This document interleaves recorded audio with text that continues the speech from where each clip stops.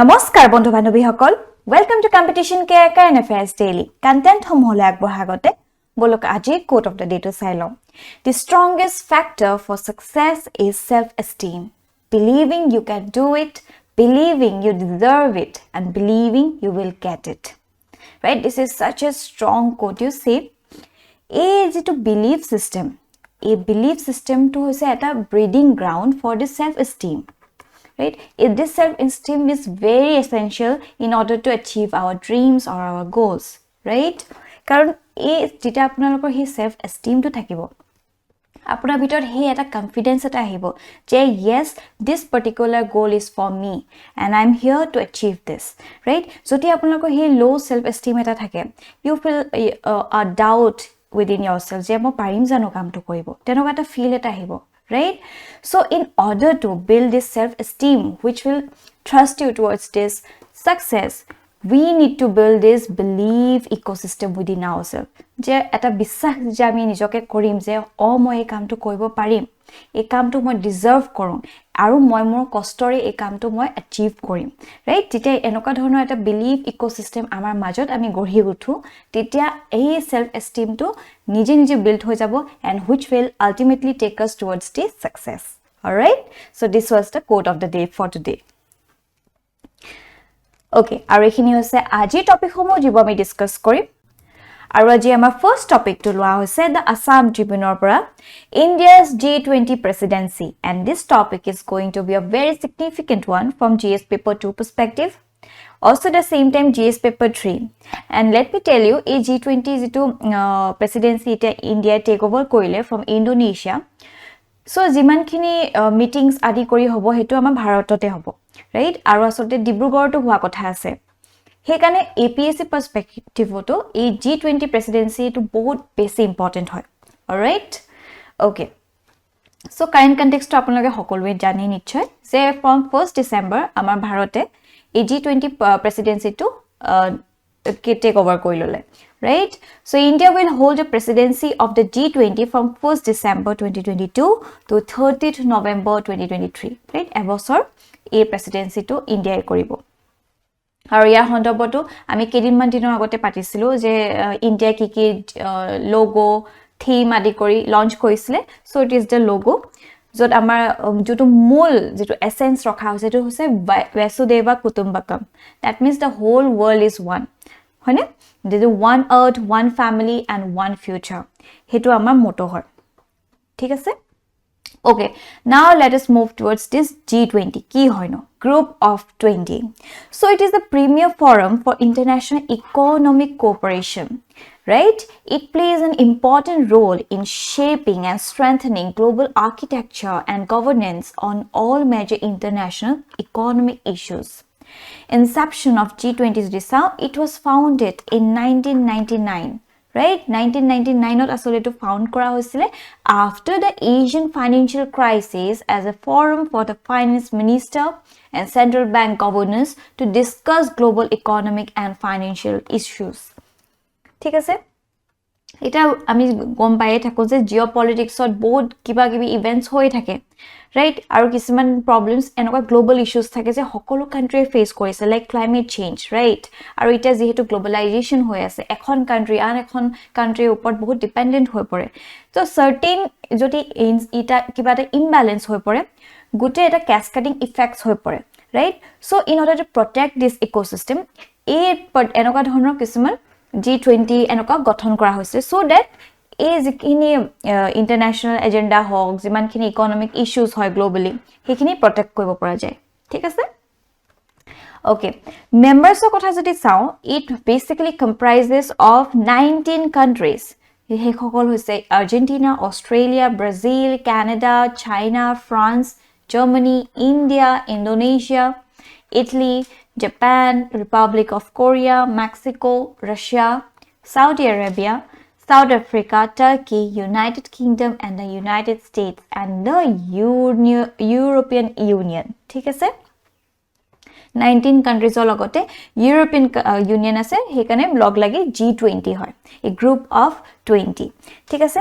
And this G20 members are very, very essential and very significant. Why? Because 85% of the global GDP comes from these 20 countries. Just imagine kiman massive importance ase, right? Aru logote 75% of the global trade ei hokol countries of bhitorte it takes place, right? Aru jot about 2/3 of the world population ase, jot China ita most populous country hoy, and দ্বিতীয় স্থানত আছে আমাৰ India, which is soon going to bypass this China. ঠিক আছে, সেইকাৰণে it is very essential. আৰু population বহুত থাকিলে আসলতে এটা কইনৰ দুটা সাইড থাকে, right? যে population বহুত হয়, poverty আহি গৈছে, গুটে resource crunch হৈ গৈছে, but also at the same time যদি আমি চাও এটা ডাঙৰ মাৰ্কেটো হয়, মানে মাৰ্কেট এটা অতীতৰ পৰা আসলে ইণ্ডিয়া হে মাৰ্কেটখন আছে. So definitely you hate us or love us, you can't ignore India, right? Enoka hoy goise the situation karon sob market oriented hoy goise, so it is very essential. Thik ase? Okay, it is jodi ami secretariat kotha jodi sao. So basically this group does not have a permanent secretariat, right? Aita ami janeke dekhu je amokor a particular international kiba forum ase, organization ase, teolokor hoyto headquarter thake, secretariat thake permanent, but a G20 kintu permanent secretariat nai, right? A jito presidency hoy teolokor soli thake, it is supported by the troika in the sense se jot previous kun asle ama Indonesia loi asle, Indonesia pra ami eta India lolo, so we are the current, aru amar pasot kun lobo Brazil e lobo, so they are the incoming presidency. So a tinta troika uporte khini soli thake, thik ase?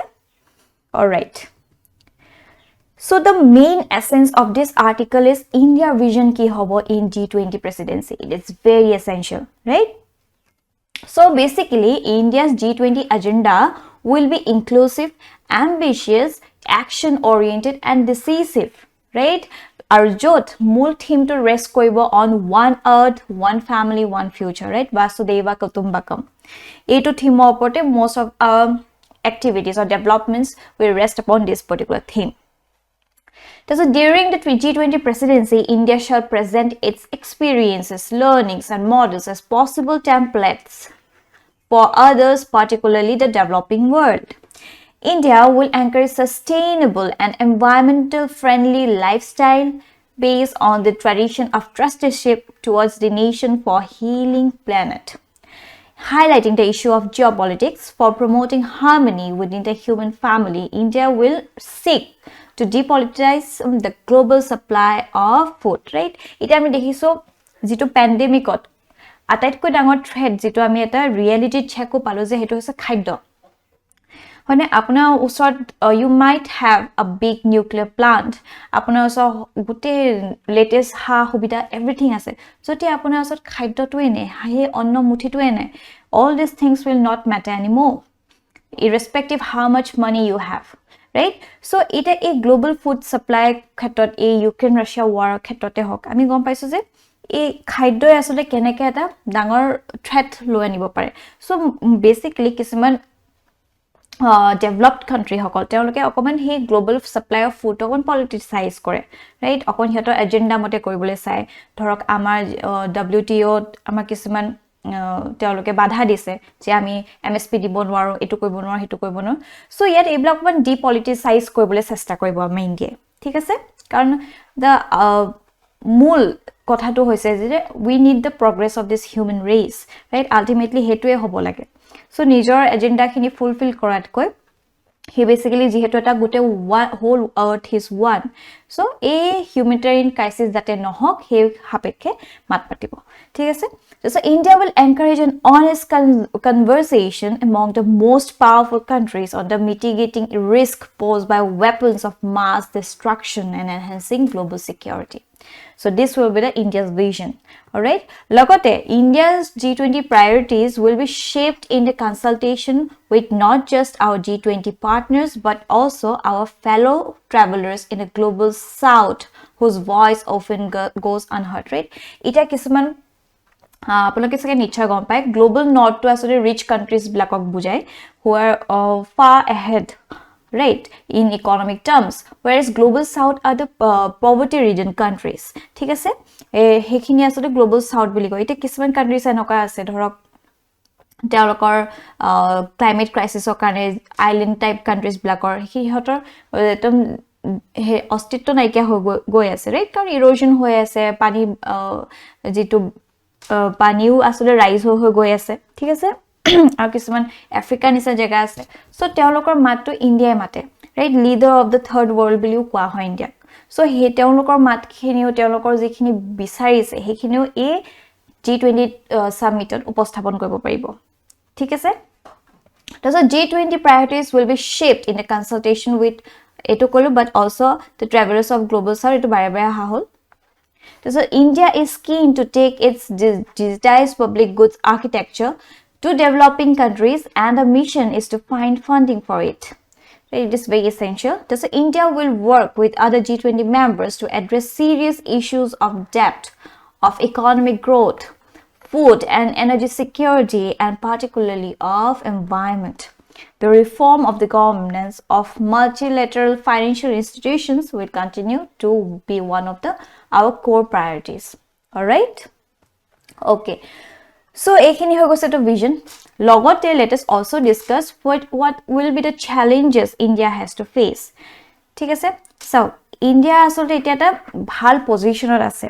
Right? Amar jikhini foreign policy hok ba je eta hanghatik dhonor reform hoise. Right? It is with G20 India hoyto aru besi kiba potential kini aru dangi dhoribo pailehten kintu jitu time ot itia India presidency to loise hetu homoyta ki hoy ase geopolitical tensions hoy ase right Ukraine Russian war hoy ase he jitu economic activities jitu face ot doribo lagisle hetu okman slow down hoy goise eta kisman atatke besi bhoy loga kotha ise recession ahar eta সম্ভাৱনা আছে আপোনালোকে যদি news সমূহ চাই আছে আপোনালোকে গম পাব গুগল হক টুইটাৰ হক Amazon হক তেওঁলোকৰ massive chunk of employees সকলক lay off কৰিছে ৰাইট উলিয়াই দিছে সো হেতু এটা আমাক এনেকুৱাটা অনুমান দিছে যে ৰিসেশন হ'ব পাৰে ৰাইট হে ক্ষেত্ৰত আসলতে ফান্ডস ব্লকৰ ক্ৰাঞ্চেছ হ'ব ৰাইট এইবিলাক বহুত আদি কৰি কিবা টেনচন আহিব পাৰে লগতে আমি দেখিছো হাই ইনফ্লেশন হৈছে because of this sanctions which were imposed on this Russia right Russia Ukraine war যেহেতু হৈ আছে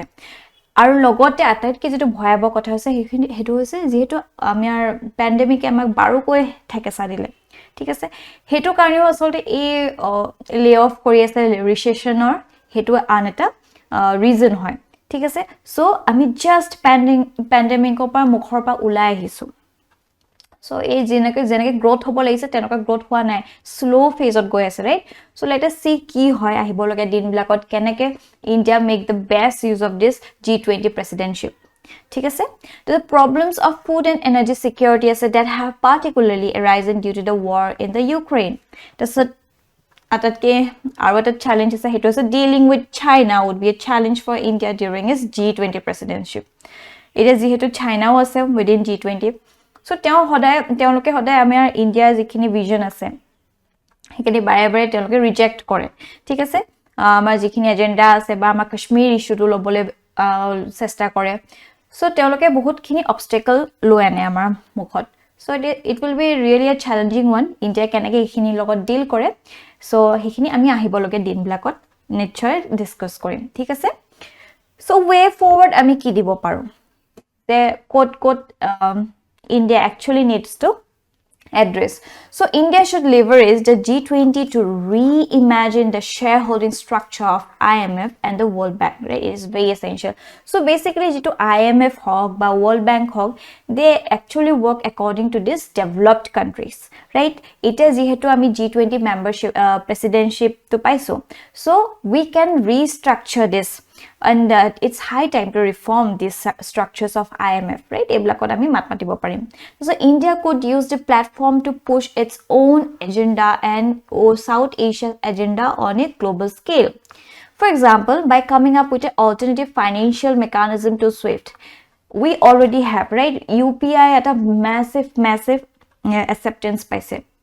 Karan SWIFT hoise jeneke dhorok ekhon country an ekhon country keneke payments koise ki korse heblak right jeneke ami paisa to jeneke transaction koro he teneke UPI it's a excellent one ite India to dangor eta technological achievement hoy right ite jodi SWIFT jodi sanction koise je Russia Swift use কৰিব নোৱাৰে so তাৰ alternate কিবা উপায় আছে নেকি আমাৰ India ফলৰ পৰা ইউপিআই আছে ৰাইট এইবিলাক এটা ডাঙৰ মাৰ্কেটো পাব লগতে এটা ডাঙৰ এক্সপোজাৰ পাব ঠিক আছে কাৰণ সুইফট সহায় লৈ কিনি ইউএসএ প্ৰায় মনোপলি কিছুমান কৰি থাকে ঠিক আছে তাৰপিছত the G20 would be a good platform for India to showcase the multiple and the myriad aspects of its composite culture so that the world begins to appreciate and richness and the cultural tenacity of the country right এটা কি হয় কিছুমান countries ব্লাকে নিজৰ agenda বো fulfil কৰিবলৈ কিছুমান প্ৰপাগান্ডা চলায় right হয়তো গ্লোবাল প্ল্যাটফৰ্মত হে বেলেগ এখন কান্ট্ৰি যেটো ইমেজ হয় বেলেগ ধৰণে দাঙি ধৰে কিন্তু যেতিয়া এনেকুৱা ধৰণৰ ইকোনমিক্যালি এডভান্স কান্ট্ৰিজ ব্লাক যেটা নিজে ভিজিট কৰিব ইণ্ডিয়াত তেতিয়া তেওঁলোকে আমাৰ যেটো ৰিচনেস হয় অফ आवर কালচাৰ আমাৰ যেটো ফেব্ৰিক হয় it's a vibrant one iman khini manu ase right kisma bahut khini culture ase mother tongue beleg right sob ekeloge ekhon country je asu hey richness to dekhi telok definitely nijo perspective to change holoni hobo right logote it will definitely boost towards augmenting our soft power right again it is very essential so this can be a great movement to bring together the power of diaspora and the power of Indian culture on a single platform. All right? Okay. And based on this topic, a particular means answer writing practice question has been brought up. A question to apaloke try kori sabo pare. Thik ase? Moving forward, our next topic is taken from the Assam Tribune, Assam Divas, and this topic is important from GS paper 5 Assam issues.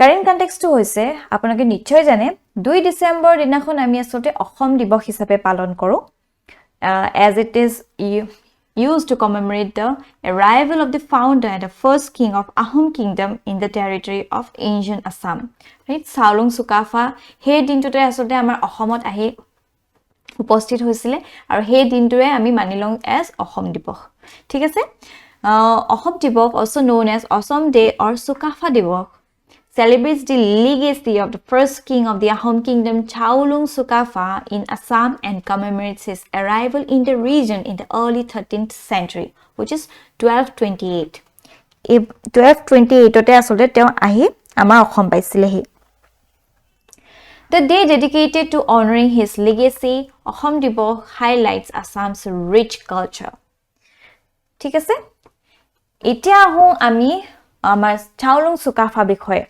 This is very important. ঠিক আছে? So Chaolung Sukafa teo belong kore or teo asle prince from the Thai state of Mongmao, right? Teo Thai state of Mongmao ejon prince asile which is presently Ruili of Yunnan China. ঠিক আছে? Tate teo hejitu deutakor hotta khon deutakor jekhon throne hoy hekhonor kane teo aro ejon cousinor ahi gol agomon hol aru teo logor majo kon juddho hol Titia. Then last he was forced to leave this place, right? Tarpisot teo 9000 nijor followers loi 13 bosor journey korile and crossing the Patkai mountains he arrived in Namrup. Dekhise Namrupot ahi uposthit hol in the southeast of Indian state of Assam in 1228 and founded the Ahom kingdom.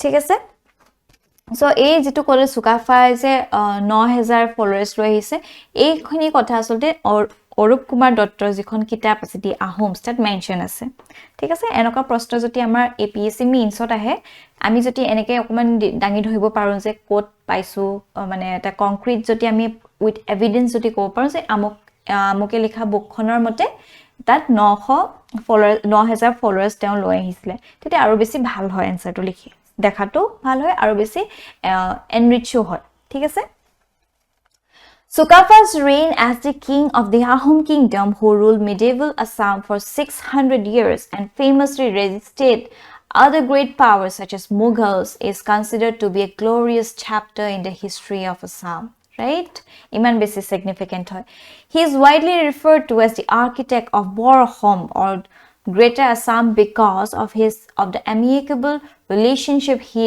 developed with the tribal communities living in the Assam at the time of his arrival. He was revered from being a strong, courageous, and fearless leader who played a vital role in unifying the various indigenous ethnic groups of Assam.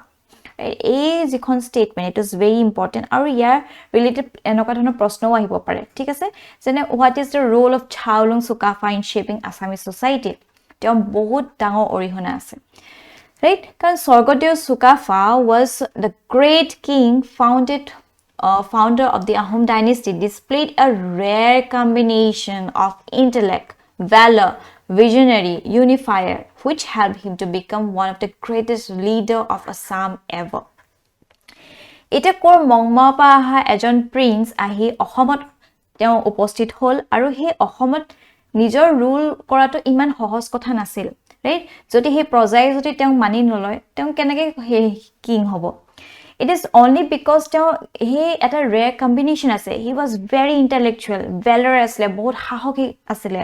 At a dangor visionary asle. E kheti korim teo prothomote asote kheti korim yat jega olop lage yate bokhobas koribole teneke bisarisile. Kintu jite teo he order to dekhile, teo leadership quality to dekhile. Right je homogro dukhun section of people or kane teo bhal kori ase.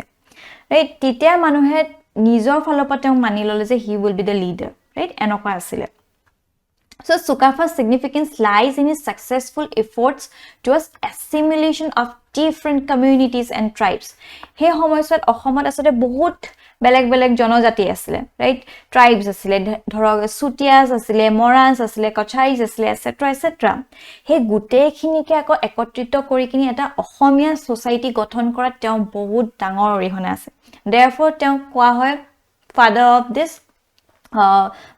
architect বুলি কোৱা হয় architect of Bor Assam Greater Assam বুলি কোৱা হয় তেওঁ Under his stewardship, the Assam society worked to become self-reliant. Dekhisene titia teo homoite self-reliant korisle. So as it started manufacturing various weapons, tools, goods that made the society an invincible military power. This strategic genius empowered Assam to regularly thwart any foreign invasion, including the multiple ones by the Mughals. Right? Later phase of time, I dekhilu je mul 17 bar asolte Mughal amak attack koise. Kintu he jeta teo foundation to iman strong gohi tulile je ahibologe din bilakoto asolte we could resist this Mughal attacks. Right? So the vision and the value system that the great Swargadeo Sukafa ingrained while building the greater Assamese society still helps the Assamese society to represent the Assamese society and Assam at the national as well as international stage with great pride. Right? So such was his contribution towards shaping this Assamese society. All right? Okay. And moving on, our next topic is taken from the PIB Hornbill Festival. And this particular topic is important from GS paper 3 perspective. Also at the same time GS paper 2. Right? Current contextuality sound, Hornbill Festival in Nagaland became the venue for the launch of G20 presidency. Right?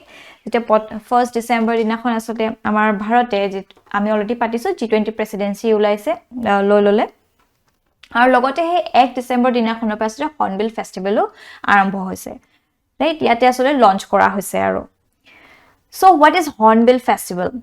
The Hornbill Festival is an annual festival celebrated from 1st to 10th December in the northeastern Indian state of Nagaland. Right? The festival was first organized in 2000 as a mixture of cultural exhibition and it will be the 23rd edition this year. Right? 2000 sonote asolte এই ফেষ্টিভেলটো প্ৰথমবাৰৰ বাবে অৰ্গানাইজ কৰা হৈছিল as a mixture of cultural exhibition right আৰু এই বছৰ যেটো হ'ব it will be the 23rd edition of this so it's named after the Indian hornbill a common bird in the Nagaland folklore and often seen in the state forest this festival is organized by the government of Nagaland to encourage the intertribal interaction দেখিছেনে It was to encourage the intertribal interaction a particular festival to organize kora hoise. It showcases a melange of cultural display and it aims at protecting and reviving the culture. The festival comprises dance performance, craft, parades, sports, food fairs, religious ceremonies and much more. The highlights also include traditional Naga morungs exhibition and sale of art and crafts, herbal medicine stalls, flower shows and sales, cultural medley, and Naga wrestling, etc. ठीक है?